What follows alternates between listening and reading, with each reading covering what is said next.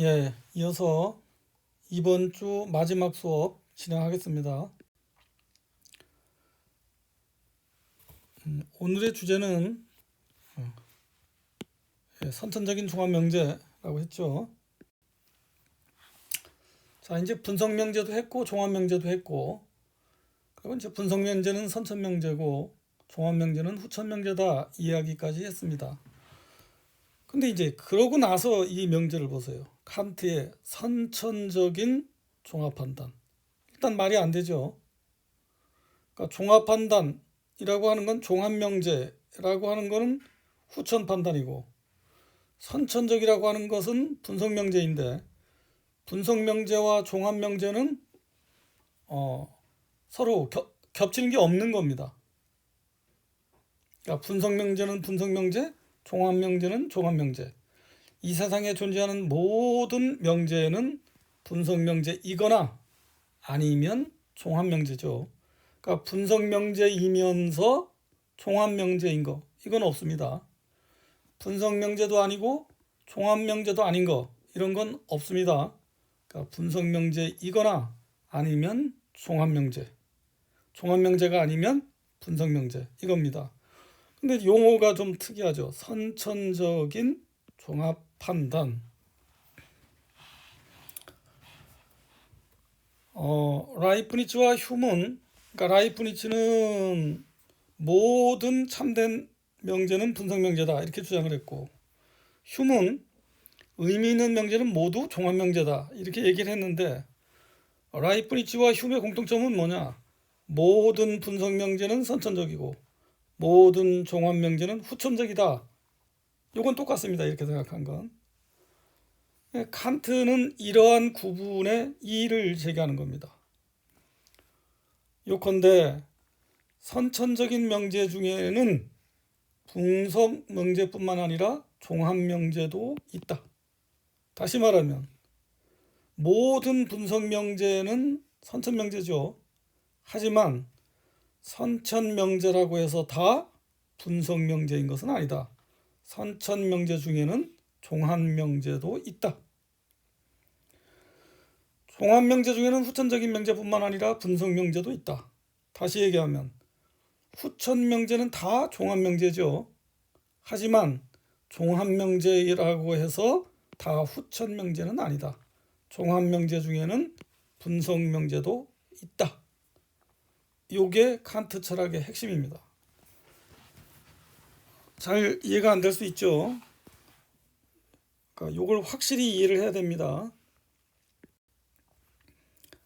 그래서 이제 그림으로 나타내 보면, 그러니까 오늘 핵심은 이 그림이에요.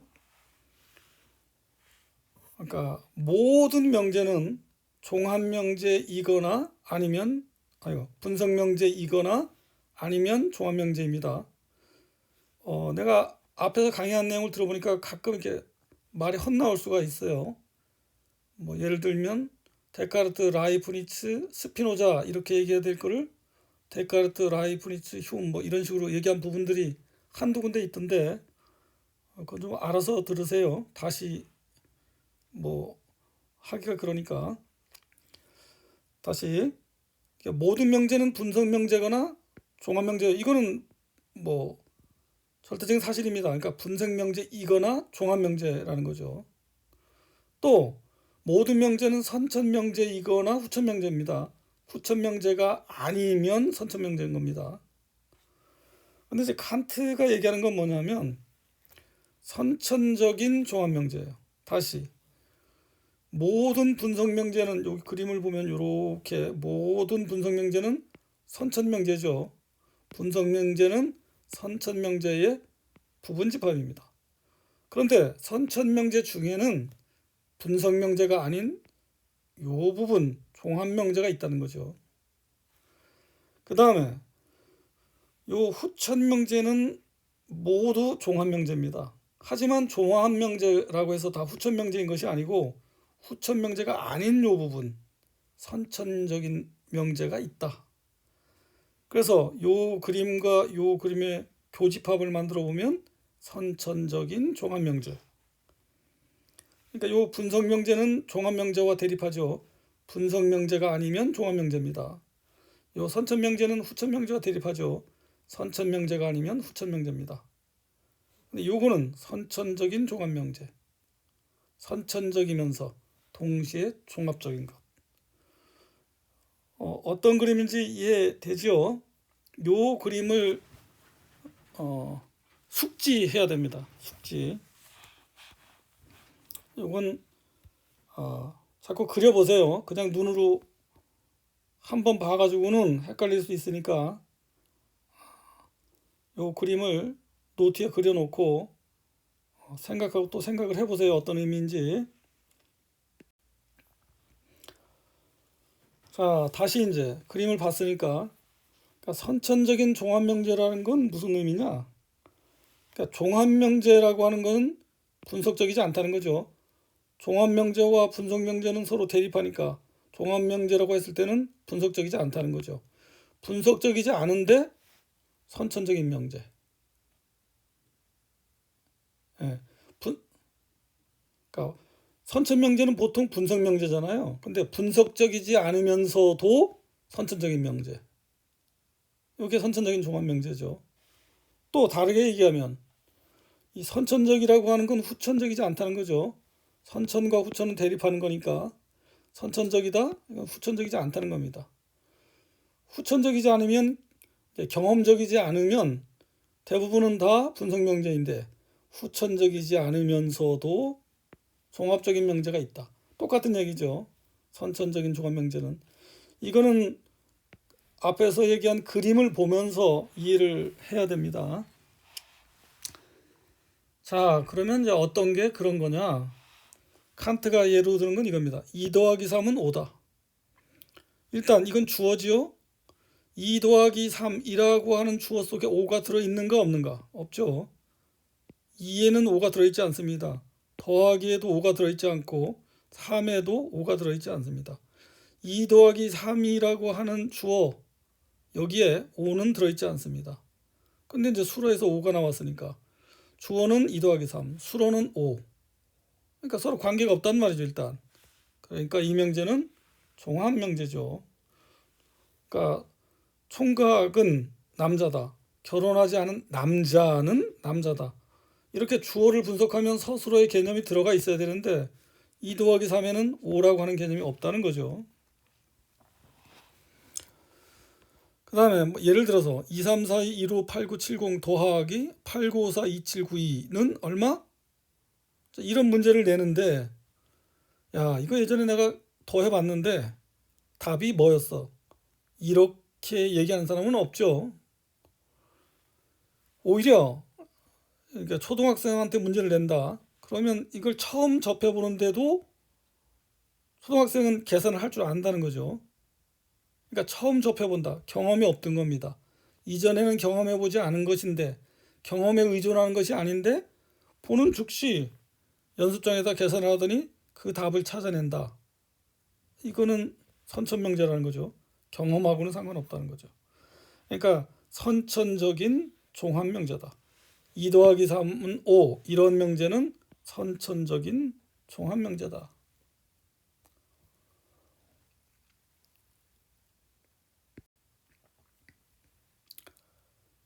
그래서 이런 이제 선천적인 종합명제가 가능하다면 어떻게 되는가? 로크, 버클리, 흉, 특히 흉 이런 사람들은 그러니까 로크 모든 지식은 경험으로부터 나온다. 흉, 그러니까 모든 참된 지식은 다 종합명제라는 거죠. 다시 모든 참된 지식은 다 후천명제라는 거. 경험에 의해서 나온다는 거죠. 그런데 경험에 의존하지 않으면서도 참된 지식이 있다. 어떤 거? 앞에서 더하기 예를 든 거. 이건 참된 지식이지만 경험에 의존하지 않은 거죠. 그러면서 휴미 얘기했죠. 그러니까 분석명제는 동호 반복이라서 아무런 쓸모가 없다. 이렇게 얘기했는데 이 경험에 의존하지 않는 명제, 경험에 의존하지 않는다, 선천적이다. 그러면서도 정보를 증가시켜준다. 그러니까 선천적인 명제는 어떠한 정보도 그러니까 어떠한 정보도 제공해주지 않는다. 그래서 쓸모가 없다. 그랬는데 선천적이면서도 동시에 정보를 증가시켜주는 지식이 있다. 다시 말하면 경험에 의존하지 않으면서도 정보를 증가시켜주는 지식이 있다. 그리고 참된 지식이란 사실상 모두 다 경험에 의존하지 않으면서 정보를 증가시켜주는 것들이죠. 예를 들어서 지금 이제 코로나19 때문에 이런 동영상도 만들고 있는데 지금 백신이 나왔다고 하죠. 그런데 이 백신을 만드는 과정을 생각해 보세요. 이게 경험을 가지고 만드는 건가? 그러니까 백신을 만드는 이론은 사실은 경험에 의존하는 게 아닙니다. 그러니까 그 연구자들, 학자들, 그 분야에 관계된 의사 이런 사람들은 자기 컴퓨터에서 자기가 가지고 있는 이론에 의해서 컴퓨터를 돌려보는 거죠. 어떠 하면 어떻고 어떻다 하면 어떻고 어떻다 하면 어떻다 이런 거를 대부분 이론에 의해서 또 다른 이론을 만들어 가는 겁니다. 그러니까 이제 여기서 오해가 있을 수 있는데 코로나19를 분석해 봐야 되지 않냐? 물론 코로나19를 관찰해야 됩니다. 관찰한다? 이건 경험에 의존하는 거지만 그 코로나19에 대한 백신을 만드는 이론, 백신을 만들어내는 이론은 이건 경험이 아니라 순수 이론입니다. 이론. 그럼 이 이론이 참인지 거짓인지를 어떻게 알 수 있는가? 임상 실험을 해봐야죠. 임상 실험을 해봤더니 사람들이 낫더라. 그러면 그 이론은 참된 이론이고, 임상 실험을 해봤더니 후유증이 크더라. 효과가 없더라. 이러면 그 이론은 거짓인 거죠. 그러니까 이 백신을 만드는 과정은 코로나19에 대한 관찰, 그리고 코로나19를 극복할 수 있는 백신을 만들어낼 수 있는 이론, 그리고 임상실험 등을 통한 검증, 관찰, 가설, 검증 이러한 과정을 겪게 돼 있는데 여기서 그러니까 백신을 만들어내는 이론 그 자체는 경험에 의존하지 않을 수 있다는 거죠. 사실 경험에 의존하는 부분은 매우 적습니다. 이론이기 때문에 이런 게 가능한 겁니다. 경험에 의존하지 않으면서도 정보를 증가시켜준다. 정보를 제공시킨다는 게 뭐예요? 실질적인 힘이 있다는 거죠.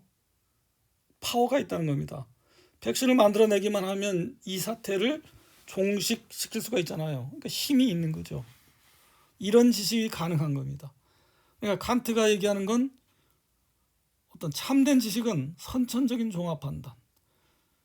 경험을 나열한다고 해서 그것이 지식이 되지는 않습니다. 예를 들어서 어떤 개미를 봤더니 개미 다리 아래에 두 개의 눈에 보이지 않을 정도의 작은 점이 두 개 있더라. 이게 무슨 지식이에요, 이게? 아무런 그러니까 어떤 유익한 결과도 만들어낼 수 없는 지식이죠. 어떤 벌을 봤더니 날개 한쪽에 0.0000001mm만큼의 구멍이 나 있더라. 이게 무슨 의미가 있어요? 그러니까 사실을 나열한다고 해서 그것이 지식이 되지는 않습니다.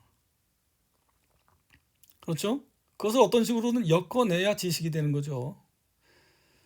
그 다음에 어떤 논리적인 틀만 있어가지고는 참된 지식이 안 됩니다. A 플러스 B의 제곱은 A의 제곱 플러스 2AB 플러스 B의 제곱이다. 이거 100번 반복해서 얘기하면 뭐해요? 그 동어 반복이지. 어떤 정보도 제공해 주질 않습니다. 그러니까 칸트가 얘기하는 건 뭐냐면 이런 이제 다음에 이제 이어질 범주 여기에 대해서 이제 설명이 돼야 되는데 이 두 가지 요소,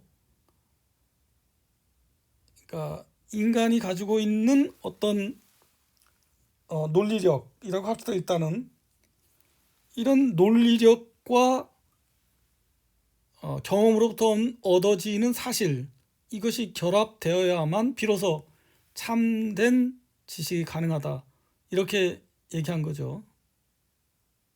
그러니까 이론이 완전히 배제된 사실의 나열, 경험에 의한 사실의 나열, 이건 뭐 아무 쓸모가 없죠.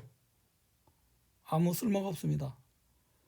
또는 이러한 사실이 배제된, 그러니까 코로나19는 어떠한 특징을 가지고 있고 어찌어찌 하면 이걸 극복할 수 있다, 이런 경험적 사실을 완전히 배제하고 논리만 가지고 이론적인 것들, 이거 역시나 아무 쓸모가 없죠.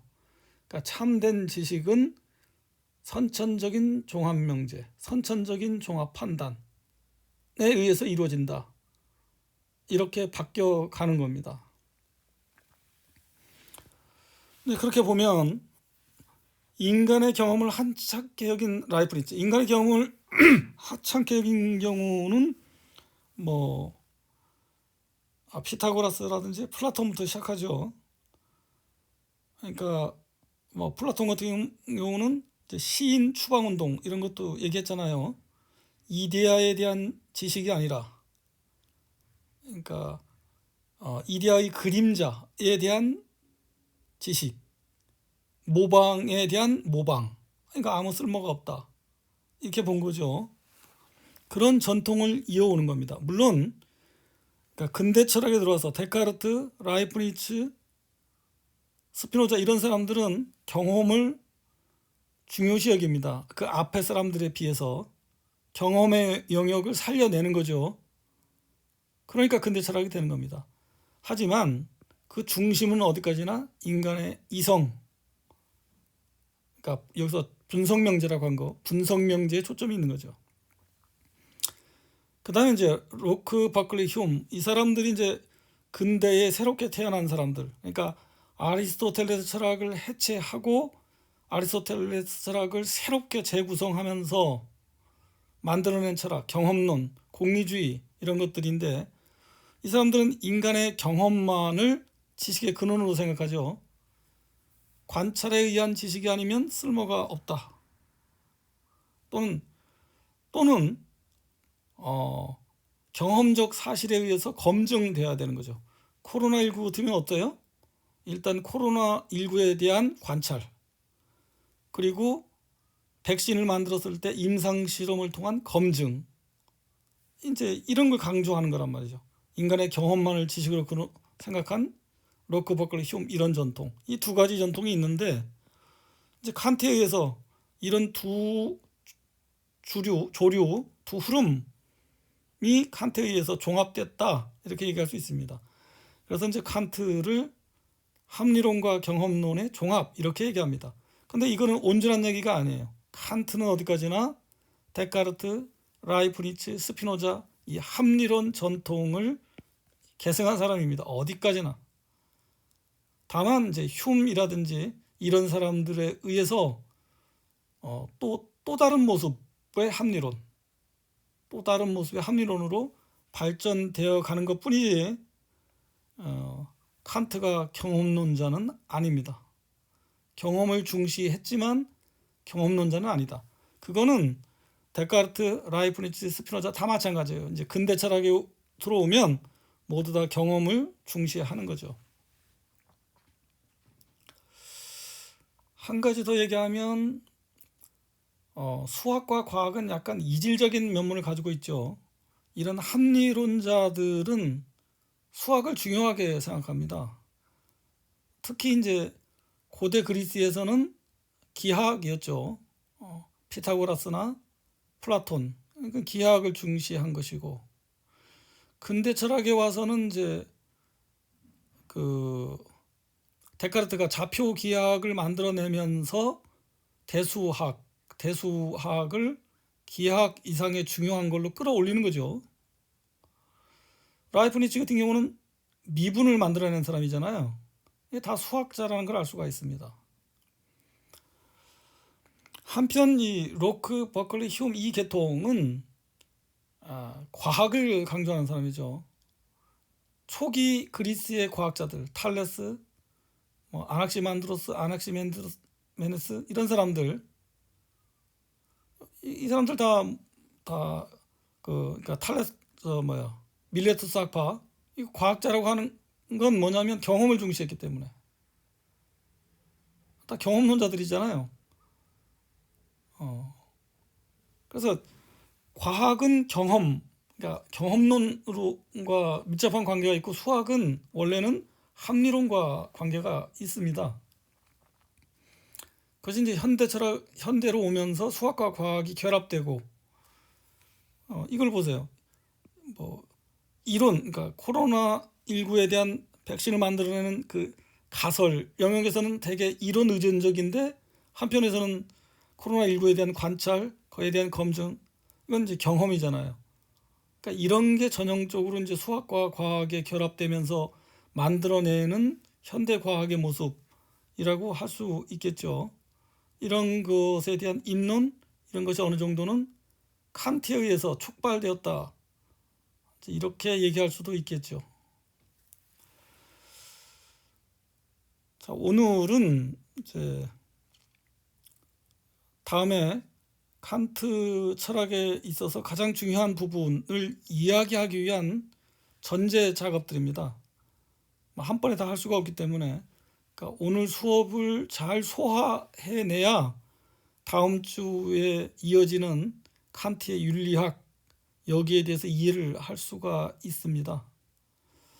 자, 이번 주 수업은 좀 중요한 내용들이니까 숙지하기를 바랍니다. 오늘은 여기서 마치고 다음 주에 만납시다. 네, 이상입니다.